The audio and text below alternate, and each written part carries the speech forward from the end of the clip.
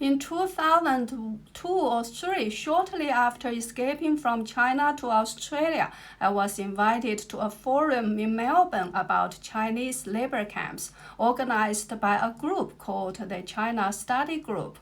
The speaker talked about the labor camp situation, but his information was very outdated. After he finished, I approached him and said, I just came from China and I know about the camps firsthand. It's not like what you just said. As it turned out, a columnist for the Financial Review, a major newspaper in Australia, was also there. He immediately asked to interview me. He ended up writing a 4-page feature about my story. Then, a radio host from ABC read the article and invited me to do a radio show.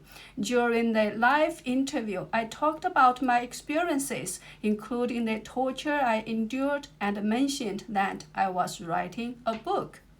It so happened that an editor from Allen & Neven, one of Australia's top publishers, heard the interview. She got so excited hearing that I was writing a book that she ran to her supervisor and said, "Quick, we have to get hold of this book." Through the ABC host, the supervisor reached out to me and said, "We heard you are writing a book. Have you found a publisher yet?"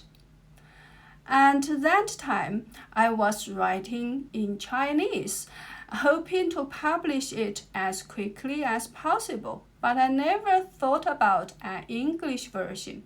So I replied, "Thank you, but I'm writing it in Chinese and it's not finished yet." To my surprise, they replied quickly, "It doesn't matter if it's in Chinese.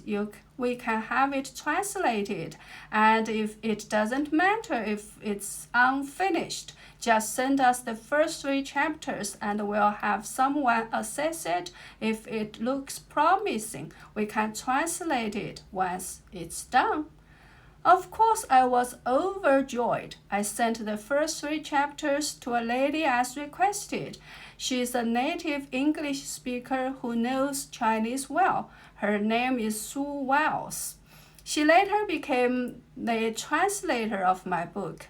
After reading my book, she wrote a very short report about only 2 or 3 pages and spoke very highly of it. So they decided to publish it.